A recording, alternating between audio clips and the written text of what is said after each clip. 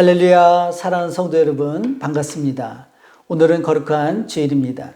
오늘 저는 우리 귀한 성도님들과 함께 창세기 22장 1절에서 14절 말씀으로 모리아 산으로 가는 길이란 제목으로 우리 성도님들과 함께 말씀의 은혜를 나누고자 합니다. 사랑하는 성도 여러분, 어느 날 여러분에게 청천벽력 같은 소리가 들려온다면 여러분은 어떻게 하시겠습니까? 아브라함은 하나님으로부터 청천벽력 같은 소식을 들었습니다. 그 말씀은 모리아 땅으로 가서 하나님이 일러준 한 산에서 독자 이삭을 번제로 드리라는 명령이었습니다. 성도 여러분, 오늘 본문의 말씀은 우리가 너무나 잘 아는 말씀입니다. 즉 아브라함이 하나님의 말씀에 순종하여 독자 이삭을 바치는 사건입니다. 하나님은 아브라함이 하나님을 사랑하고 그 말씀에 진정으로 순종하는가 그렇지 아니한가 그 믿음을 시험하시려고 독자 이삭을 번제로 바치라고 명령하셨고, 그리고 그 결말은 우리가 잘 아는 바와 같이 아브라함이 하나님의 명령에 순종하여 독자까지도 아낌없이 드리려고 할 때 이제야 내가 하나님을 경외하는 줄 아노라 하시며 하나님으로부터 믿음을 인정받았다는 이야기입니다. 그러므로 우리는 오늘 본문을 대할 때 우리도 아브라함 같은 큰 믿음의 사람이 됩시다 라고 결론을 쉽게 내리는 것입니다. 그런데요, 과연 이 말씀이 정말 아브라함의 믿음만을 시험해 보시기 위함일까요? 이삭을 번제로 드리라는 아브라함을 향한 하나님의 시험이 단지 아브라함의 믿음만을 확인해 보기 위함이었을까 하는 것입니다. 한편으로는 그렇게 볼 수도 있겠지만 우리는 여기서 더 깊은 메시지가 담겨 있음을 발견할 수 있어야 합니다. 그것은 모리아 산을 향해 걸어가는 아브라함과 이삭의 모습을 통해 하나님께서 보여주시고자 하시는 우리를 향한 하나님의 마음과 하나님의 놀라운 계획을 발견하는 것입니다. 그렇다면 모리아 산에서 이삭을 번제로 드리는 사건을 통해 나타난 하나님의 마음과 하나님의 놀라운 계획은 무엇일까요? 하나님의 마음과 그 놀라운 계획을 어떻게 하면 우리가 발견할 수 있겠습니까? 우리는 그 은혜를 발견하기 위해 이제 본문으로 들어가서 자세히 살펴보기를 원합니다. 오늘 본문 1절과 2절 말씀을 한번 같이 보십시오.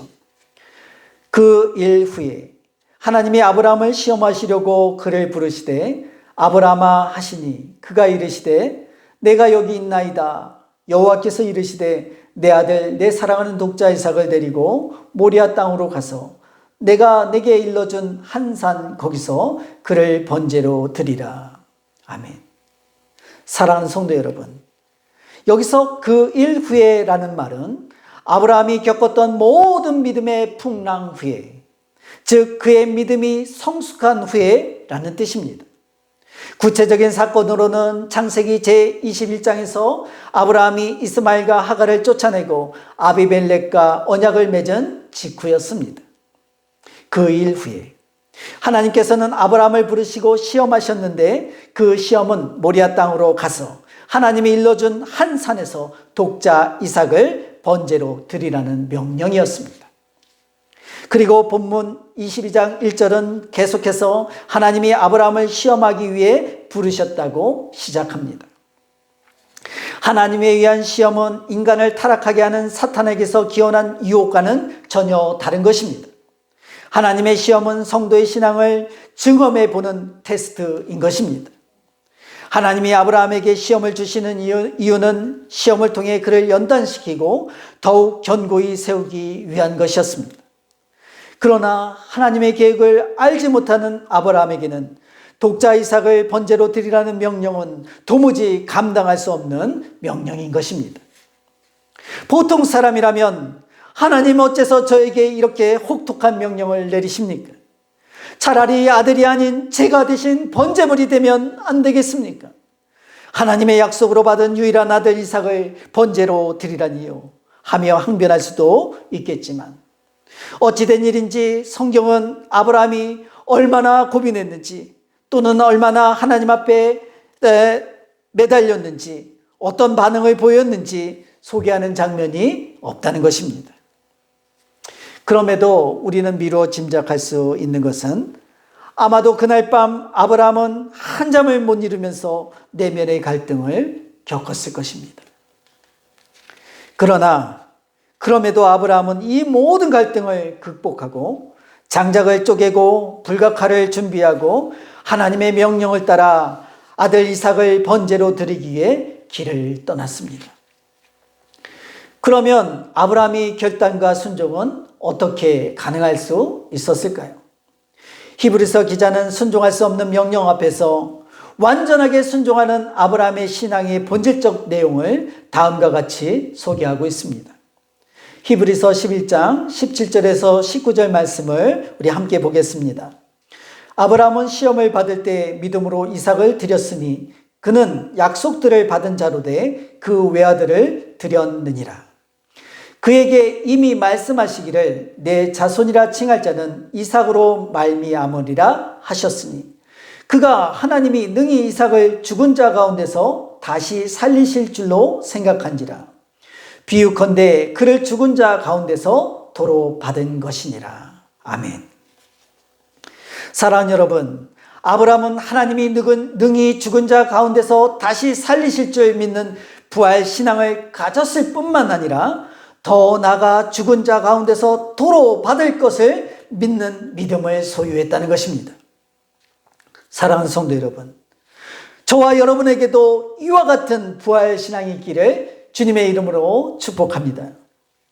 그러나 모리아 땅을 향하여 사흘 길을 걸어가며 아브라함은 아들 이삭을 번제물로 드려야 한다는 사실로 인해 마음이 찢어지는 통증으로 고통스러웠을 것입니다. 사랑하는 성도 여러분, 부모가 자식을 제물로 바쳐야 하는 마음을 무엇으로 표현할 수 있겠습니까? 아브라함이 독자 이삭을 제물로 드려야 하는 그 고통을 어떻게 표현할 수 있겠습니까? 우리 중에 누가 그 아들을 번제물로 바칠 수 있겠습니까? 부모가 되어보기 전에는 절대로 알 수 없는 것이 자식을 향한 부모의 사랑입니다. 부모에게 있어서 자식은 이 세상 전부이고 그 무엇으로도 대신할 수 없는 유일한 존재이기 때문입니다.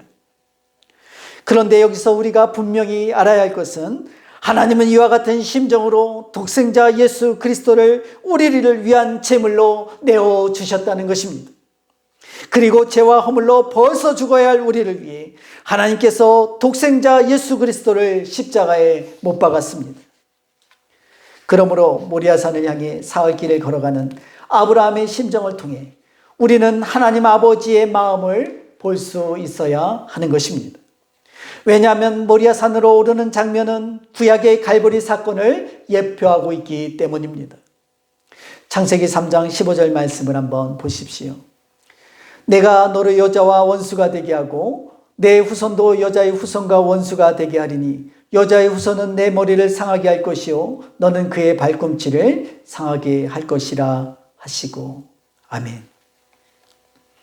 하나님은 이 말씀을 이루기 위해 그리고 영원한 형벌 가운데 심판받아 죽을 우리를 구원하기 위해 하나님은 독생자 예수 그리스도를 갈보리로 그리고 십자가로 데리고 가시는 것입니다. 그러므로 불과 칼을 손에 들고 산을 오르는 아브라함의 심정은 사랑하는 아들 예수 그리스도를 십자가에 내어주기로 결심한 하나님 아버지의 심정인 것입니다.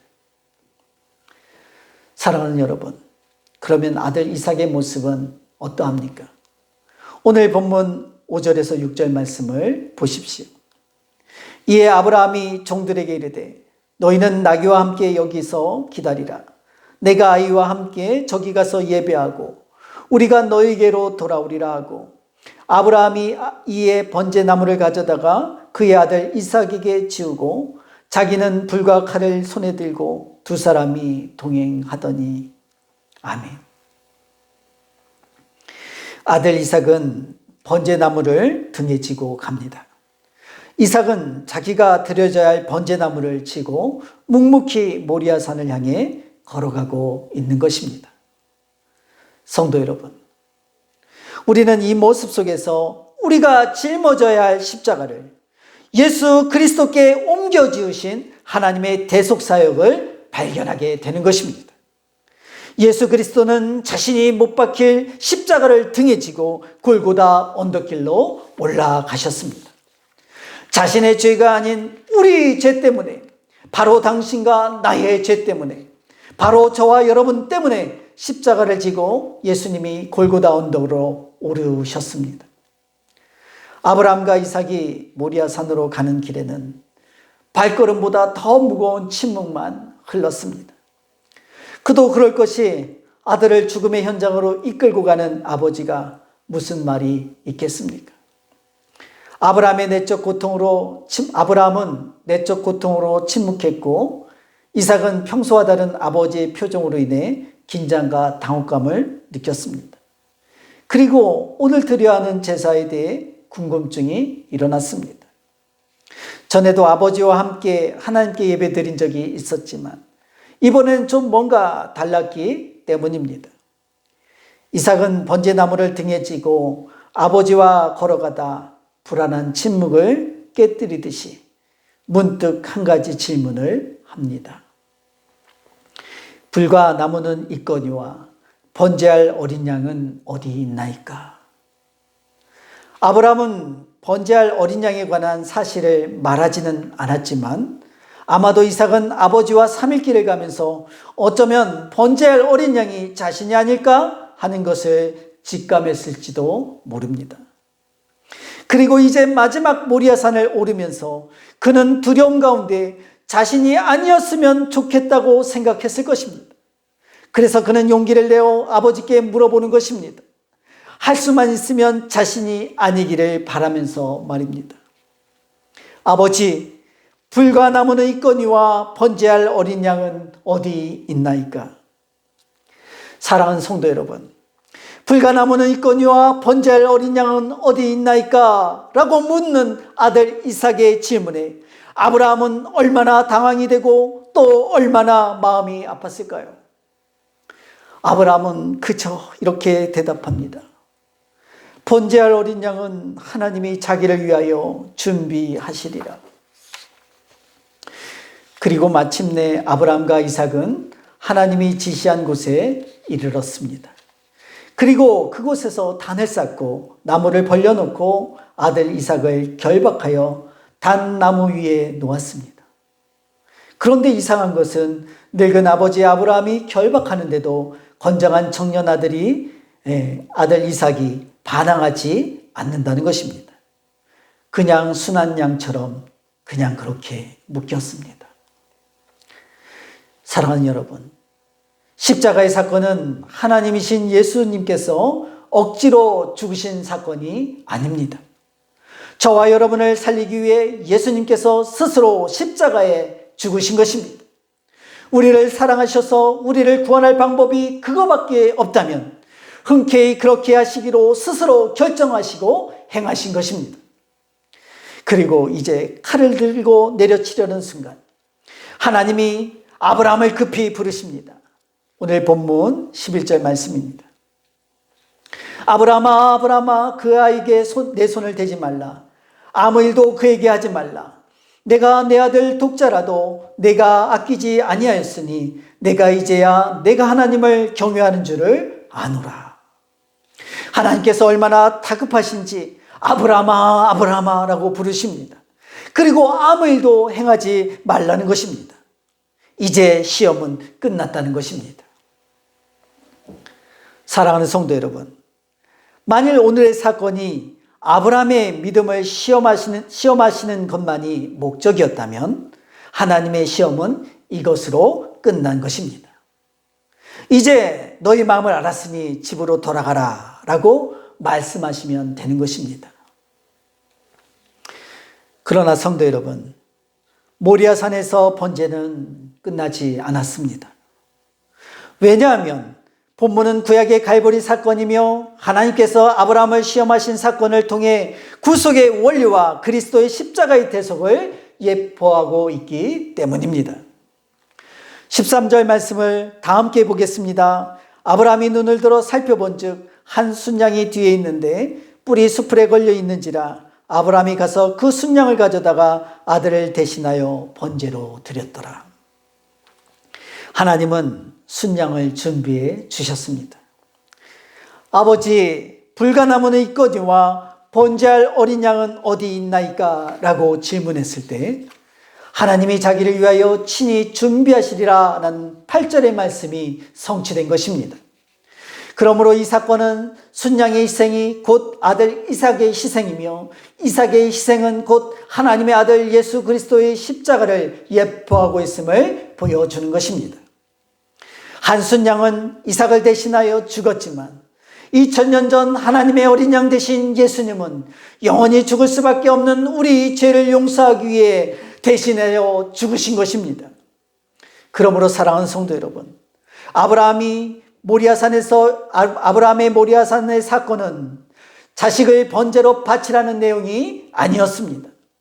단순히 아브라함이 하나님을 진정으로 사랑하고 순종하는지 시험하기 위함만도 아니었습니다. 여기에는 독생자 예수 그리스도를 내어주는 아버지의 슬픈 마음과 우리를 구원하시려는 놀라운 계획을 보여주고 있는 것입니다. 사랑하는 성도 여러분, 우리는 모리아산을 향해 사흘길을 걸어가는 아브라함의 모습을 통해 우리를 구원하시기 위해 언약을 이루어 가시는 하나님 아버지의 신실하심을 보아야 합니다. 우리는 나무찜을 지고 묵묵히 걸어가는 이삭의 모습을 통해 십자가를 지고 골고다 언덕을 오르셨던 예수님의 예표임을 볼 수 있어야 하는 것입니다. 그 완전한 성취가 예수 그리스도의 십자가로 완성되었습니다. 오늘 본문 마지막 절 14절 말씀을 보십시오. 아브라함이 그 땅 이름을 여호와 이레라고 하였으므로 오늘까지 사람들이 이르기를 여호와의 산에서 준비되리라 하더라. 아멘. 사랑하는 여러분, 여호와 이레라는 단어의 뜻은 하나님께서 미리 보신다, 미리 보심으로 준비하신다라는 뜻입니다.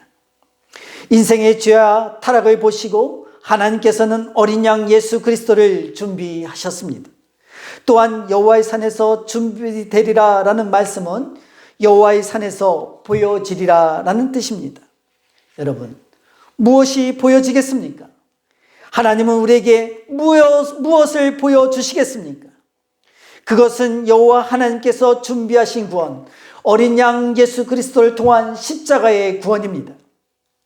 세례 요한은 하나님이 준비하신 어린 양, 하나님이 보여주신 어린 양을 이렇게 가리켰습니다. 요한복음 1장 29절과 35절, 36절 말씀을 보십시오. 요한복음 1장 29절입니다. 이튿날 요한이 예수께서 자기에게 나오심을 보고 이르되 보라, 세상 죄를 지고 가는 하나님의 어린 양이로다. 또 요한복음 1장 35절과 36절 말씀도 보십시오. 또 이튿날 요한이 자기 제자 중 두 사람과 함께 섰다가 예수께서 거니심을 보고 말하되 보라, 하나님의 어린 양이로다. 사랑하는 성도 여러분, 아브라함과 이삭이 번제를 드리기 위해 올랐던 모리아산은 후에 예루살렘 성전이 세워지는 장소가 되었습니다. 그리고 예루살렘이 세워진 그 산에서 십자가에 달려 죽으신 성전 되신 예수 그리스도를 발견하게 되는 것입니다. 요한복음 3장 16절은 하나님이 세상을 이처럼 사랑하사 독생자를 주셨으니 이는 저를 믿는 자마다 멸망치 않고 영생을 얻게 하려 하심이라, 이렇게 말씀합니다. 하나님은 그 사랑을 예수 그리스도의 십자가의 사랑으로 보여주셨습니다. 바로 저와 여러분을 위해서입니다. 그러므로 우리는 은혜로 사는 사람들임을 잊어서는 안 됩니다. 매일매일 살면서 하나님의 크신 사랑, 예수 그리스도의 대속의 은혜에 감사와 영광과 찬송을 올려드리는 저와 여러분 다 되시기를 주님의 이름으로 축복합니다. 기도하겠습니다.